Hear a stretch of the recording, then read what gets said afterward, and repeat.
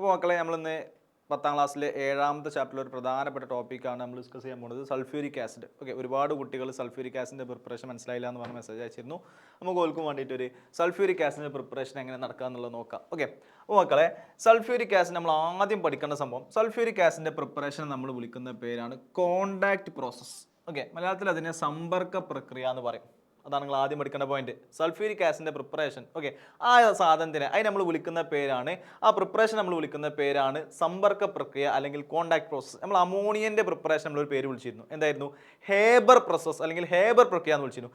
അതേപോലെ തന്നെ സൾഫ്യൂരിക് ആസിഡിന്റെ പ്രിപ്പറേഷൻ നമ്മൾ വിളിക്കുന്ന പേരാണ് കോണ്ടാക്ട് പ്രോസസ് അല്ലെങ്കിൽ സമ്പർക്ക പ്രക്രിയ.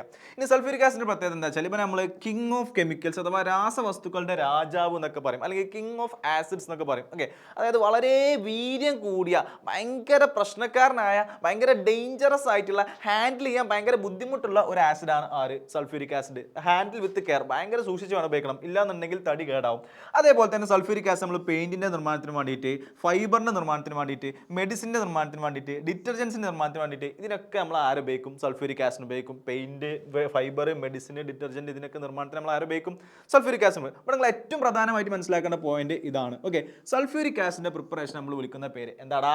Contact process. എന്താണ് കോണ്ടാക്ട് പ്രോസസ്? ഈ കോണ്ടാക്ട് പ്രോസസ്സിന് 4 സ്റ്റെപ്പുകളുണ്ട്. ഇതാണ് നിങ്ങൾ പ്രധാനമായിട്ടും പഠിക്കേണ്ട സംഭവങ്ങൾ. 4 സ്റ്റെപ്പുകളുണ്ട്.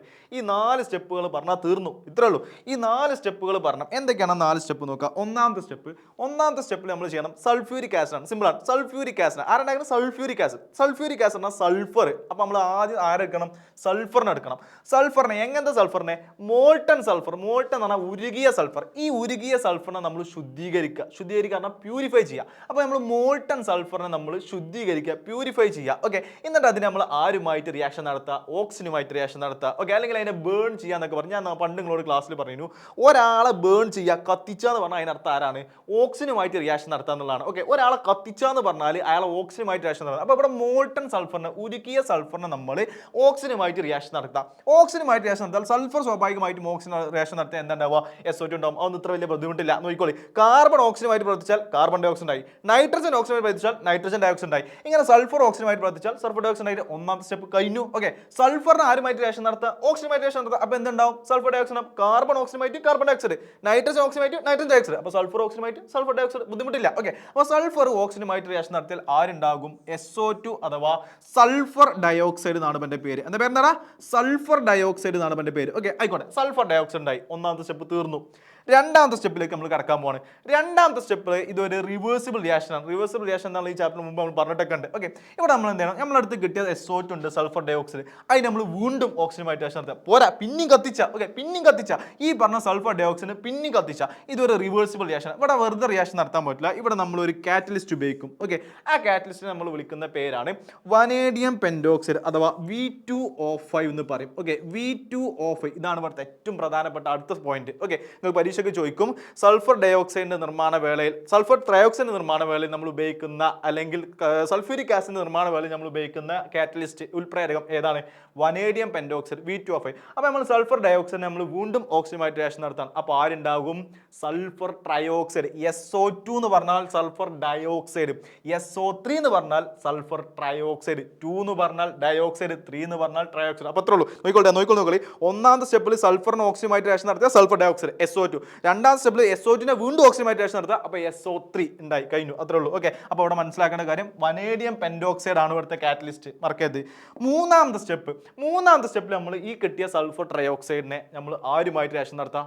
H2SO4. അല്ല മാഷ്, നമ്മൾ H2SO4 ഉണ്ടാക്കുന്നത് പറഞ്ഞ കാര്യമില്ല. ഓക്കെ, നമ്മൾ SO3 നമ്മൾ ആരുമായിട്ട് റിയാക്ഷൻ നടത്താം? H2SO, അഥവാ SO3 നമ്മൾ ആരുമായിട്ട് മിക്സ് ചെയ്യുക? H2SO4. അപ്പോൾ ചോദിച്ചാൽ അല്ല മാഷ്, നമ്മൾ H2SO4 ഉണ്ടാക്കുന്നത്, പിന്നെ നമുക്ക് അതിലൊന്നും ഒരു അർത്ഥമല്ല. അപ്പോൾ കോഴിയാണോ മുട്ടാണ് ആരുണ്ടായത് മാതിരിയാണ്. അപ്പോൾ SO3 നമ്മൾ ആരുമായിട്ട് റിയാക്ഷൻ നടത്താം? H2SO4 മായിട്ട് റിയാക്ഷൻ നടത്താം. SO3 നമ്മൾ H2SO4 മായിട്ട് റിയാക്ഷൻ നടത്തിയാൽ ശ്രദ്ധിച്ചോളിട്ട്, മനസ്സിലായിക്കോളി. SO3 നമ്മൾ H2SO4 മായിട്ട് നടത്താൽ 2 H2 H2, ഇവിടെ ഒരു എസും ഇവിടെ ഒരു എസും, 2 S, ഇവിടെ 4 ഓയും ഇവിടെ 3 ഓയും. അപ്പോൾ H2S2O7 കിട്ടി. 2 H, ഇവിടെ 2 H, ഇവിടെ ഒരു എസും ഇവിടെ എച്ചും, 2 S. ഓക്കെ, ഇവിടെ 3 ഓയും ഇവിടെ 4 ഓയും, 3 ഓയും. ഇതിനെ നമ്മൾ വിളിക്കുന്ന പേരാണ് ഒലിയം. എന്താ പേരെന്താടാ? ഒലിയം. അപ്പോൾ മൂന്നാമത്തെ സ്റ്റെപ്പിൽ നമ്മൾ രണ്ടാമത് ഉണ്ടാക്കിയ സാധനം SO3. ഈ SO3 നമ്മൾ ആരുമായിട്ട് റിയാക്ഷൻ നടത്തുകയാണ്? H2SO4 റിയാക്ഷൻ നടത്തുകയാണ്. H2SO4 റിയാക്ഷൻ നടത്തിയാൽ അവിടെ ആരുണ്ടാകും? H2S2O7 എന്ന് പറഞ്ഞ ആളുണ്ടാവും. ആരുണ്ടാവുക? H2S2O7. ആയിക്കോട്ടെ, ആരുണ്ടായി? ഒലിയത്തിനെ കിട്ടി. ആരെ കിട്ടി? ഒലിയത്തിനെ കിട്ടി. ഓക്കെ, ആയിക്കോട്ടെ, മൂന്നാമത്തെ സ്റ്റെപ്പും കഴിഞ്ഞു. സിമ്പിളാണ് നോക്കിക്കളി. നാലാമത്തെ സ്റ്റെപ്പ് ഇതാരാ? H2S2O7 oleum. ഓക്കെ, ഈ ഒലിയത്തിനെ നമ്മൾ ആരുമായിട്ട് മിക്സ് ചെയ്യുക? വാട്ടറുമായിട്ട് മിക്സ് ചെയ്യാം. H2S2O7 എന്ന് പറഞ്ഞ ആളെ നമ്മൾ ആരുമായിട്ട് മിക്സ് ചെയ്യുക? വാട്ടറുമായിട്ട് റിയാക്ഷൻ. ആ വാട്ടറുമായിട്ട് റിയാക്ഷൻ നടത്തിയാൽ നമുക്ക് ആരെ കിട്ടും? നമ്മൾ പറഞ്ഞ ആളെ കിട്ടി. ആരാണ്? Sulphuric acid. 2 സൾഫ്യൂരിക് ആസിഡ് കിട്ടും. സിമ്പിളാണ്. H2S2O7 നമ്മൾ ആരുമായിട്ട് റിയാക്ഷൻ നടത്തും? വാട്ടറുമായിട്ട് റിയാക്ഷൻ നടത്തും. അപ്പോൾ എത്ര പഠിച്ചാൽ മതി? ഒന്നാമത്തെ സ്റ്റെപ്പിൽ നമ്മൾ മോൾട്ടൺ സൾഫർ, സൾഫ്യൂരിക് ആസിഡ്. എങ്ങനെ ആലോചിച്ചാൽ സൾഫ്യൂരിക് ആസിഡാണ് സൾഫർ. ആദ്യം സൾഫറിന് എടുക്കുക. സൾഫറിന് ഓക്സിജനുമായിട്ട് റിയാക്ഷൻ നടത്തുക. അപ്പോൾ എന്തുണ്ടായി? സൾഫർ ഡയോക്സൈഡ് ഉണ്ടായി. ഓക്കെ, ആയിക്കോട്ടെ. ആ സൾഫർ ഡയോക്സൈഡ് പിന്നെ ഓക്സിജനുമായിട്ട് റിയാക്ഷൻ നടത്തി അപ്പോൾ എന്തുണ്ടായി? Sulphur dioxide. അവിടെ ഒരു കാറ്റലിസ്റ്റ് ഉണ്ട്. ആരാ? Vanadium pentoxide. ആയിക്കോട്ടെ, ഈ സൾഫർ ഡയോക്സൈഡ് നമ്മൾ വീണ്ടും ആരുമായിട്ട് റിയാക്ഷൻ നടത്തി? H2SO4 റിയാക്ഷൻ നടത്തി. അപ്പോൾ നമുക്ക് കിട്ടുന്ന ആള് ഒലിയം. ആയിക്കോട്ടെ, ഒലിയത്തിനെ വീണ്ടും ആരുമായിട്ട് റിയാക്ഷൻ നടത്തി? വാട്ടറുമായിട്ട് റിയാക്ഷൻ നടത്തി. എനിക്ക് ആരെ കിട്ടി? H2SO4 കിട്ടി. ഇത്രേ ഉള്ളൂ. ഈ 4 സ്റ്റെപ്പ് കാലാകാലങ്ങളായിട്ട് പരീക്ഷയ്ക്ക് പല രീതിയിൽ തിരിച്ചും മറിച്ചൊക്കെ ചോദിക്കാറുണ്ട്. ഇനി ഇവിടെ നിങ്ങൾ പഠിക്കേണ്ട ഒരു എക്സ്ട്രാ പോയിന്റ് ഇത്രേ ഉള്ളൂ. അപ്പോൾ നിങ്ങൾ ചിലവർക്കെങ്കിലും ഡൗട്ട്, കുറച്ചൊരു അന്തള്ള മക്കൾക്ക് സംശയം ഉണ്ടാകും. അല്ല മാഷേ, SO3 എന്ന് പറഞ്ഞ ആളെ നമ്മൾ നേരിട്ട് വാട്ടറുമായിട്ട് പ്രവർത്തിച്ചാൽ ആരെ കിട്ടുമായിരുന്നു? എനിക്ക് H2SO4 കിട്ടുമായിരുന്നു. നോക്കി, ഈ SO3 പറഞ്ഞ ആളുണ്ടല്ലോ, ഈ SO3 എന്ന് പറഞ്ഞ ആളെ ഞാൻ H2SO4 റിയാക്ഷൻ ആവശ്യമില്ല. ശരിക്കും ഞാൻ ഇവനെ വാട്ടറുമായിട്ട് റിയാക്ഷൻ നടത്തിയാൽ എനിക്ക് ആരെ കിട്ടും? H2SO4 കിട്ടും. എന്തുകൊണ്ട് നിങ്ങൾ അങ്ങനെ ചെയ്തില്ല? ചോദ്യമാണ്. ഓക്കെ, എന്തുകൊണ്ട് നിങ്ങൾ അങ്ങനെ ചെയ്തില്ല വെച്ചാൽ, ഇങ്ങനെ ചെയ്തു കഴിഞ്ഞാൽ എനിക്ക് H2SO4 കിട്ടായി ഒന്നുമില്ല, കിട്ടും. പക്ഷേ ഇതൊരു എക്സോതെർമിക് റിയാക്ഷൻ. നോക്കിക്കോളൂ, ഇതാണ് എക്സോതെർമിക് റിയാക്ഷൻ. എന്താ എക്സോതെർമിക് റിയാക്ഷൻ എന്ന് പറഞ്ഞാൽ? താപമോചക പ്രവർത്തനങ്ങൾ. ഓക്കെ, അതായത് ഈ റിയാക്ഷൻ നടക്കുമ്പോൾ ഹീറ്റ് പുറത്തു വരും. എന്ത് പുറത്തു വരും? ഹീറ്റ് പുറത്തു വരും. അപ്പോൾ ഈ റിയാക്ഷൻ നടക്കുമ്പോൾ ഹീറ്റ് പുറത്തു വരുന്ന റിയാക്ഷനാണ്. ഇങ്ങനെ പുറത്തു വരുന്ന റിയാക്ഷൻ, ഹീറ്റ് പുറത്തു വരുന്ന റിയാക്ഷൻ ആയതുകൊണ്ട് തന്നെ ഇവിടെ ഉണ്ടാവുന്ന H2SO4 ലിക്വിഡ് സ്റ്റേറ്റിലാവില്ല. സൾഫ്യൂരിക് ആസിഡ് ഏത് സ്റ്റേറ്റിലാവില്ല? ലിക്വിഡ് സ്റ്റേറ്റിലാവും. അതൊരു ഫോഗ് പോലെയുള്ള, ഒരു സ്മോഗ് പോലെയുള്ള, ഒരു മഞ്ഞ് പോലെയുള്ള കട്ടകളായിട്ടേക്കാരം ഉണ്ടാവുക. ഇതിനെ കണ്ടൻസ് ചെയ്ത് കണ്ട് പിന്നെ ഉണ്ടാക്കുക എന്ന് പറഞ്ഞ സംഭവം ഭയങ്കര ബുദ്ധിമുട്ടാണ്. അതുകൊണ്ട് ഇതൊരു ഡിഫിക്കൽട്ട് പ്രോസസ്സാണ്. ഓക്കെ, ഈ സംഭവം നടക്കുമ്പോൾ H2SO4 നമുക്ക് ഉണ്ടായിക്കാണ്ട് ആദ്യത്തെ സമയം എന്തുണ്ടാകും? ഒരു സ്മോഗ് പോലെ, ഒരു മഞ്ഞ് പോലെ സാധനങ്ങൾ ഉണ്ടാകും. ഇതിനെ പിന്നെ ലിക്വിഫൈ ചെയ്യാന്ന് പറഞ്ഞ സംഭവങ്ങളൊക്കെ ഭയങ്കര ബുദ്ധിമുട്ടാണ്. അതുകൊണ്ടാണ് ഇവിടെ നമ്മൾ എന്ത് ചെയ്യാത്തത്? ഈ സ്റ്റെപ്പ് ഇങ്ങനെ ഉപയോഗിക്കാത്തത്. അതിന് പകരം നമ്മൾ എന്ത് ചെയ്തു? ആ SO3 ആരുമായിട്ടാണ് റിയാക്ഷൻ നടത്തി? H2SO4 റിയാക്ഷൻ നടത്തി. H2SO4 റിയാക്ഷൻ നടത്തി നമ്മൾ ആരുണ്ടാക്കി? ഒലിയത്തിനുണ്ടാക്കി. അപ്പോൾ അങ്ങനെയാണെങ്കിൽ മക്കളെ നമുക്ക് ഈ ടേബിൾ ഒന്ന് കംപ്ലീറ്റ് ആക്കി വെക്കാം. Sulphuric acid table. അപ്പോൾ ഫസ്റ്റ് സ്റ്റെപ്പ് S1 ഫസ്റ്റ് സ്റ്റെപ്പിൽ നമ്മൾ ആരെയാണ് റിയാക്ഷൻ നടത്തുന്നത്? സൾഫറിനാണ് നടത്തുന്നത്. അപ്പോൾ ഇവിടെ സൾഫറാണ്. ഓക്കെ, സൾഫറാണ് ഇവിടെ ഉള്ളത്. ഓക്കെ, സൾഫർ നമ്മൾ ആരുമായിട്ട് റിയാക്ഷൻ നടത്തുന്നത്? ഓക്സിജനുമായിട്ട് റിയാക്ഷൻ നടത്തുന്നു. അങ്ങനെ സൾഫറിന് ഓക്സിജനുമായിട്ട് റിയാക്ഷൻ നടത്തിയാൽ നമുക്ക് ആരെ കിട്ടും? നമ്മൾ പറഞ്ഞു SO2 കിട്ടും. ആയിക്കോട്ടെ, ഇപ്പോൾ രണ്ടാമത്തെ ബോക്സിൽ SO2.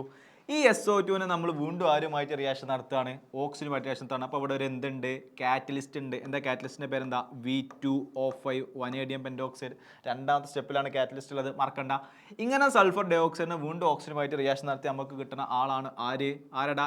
SO3. ആരാ SO3 പറഞ്ഞാൽ? Sulphur trioxide. ഈ സൾഫർ ഡയോക്സൈഡ് നമ്മൾ ആരുമായിട്ട് റിയാക്ഷൻ നടത്തുന്നത്?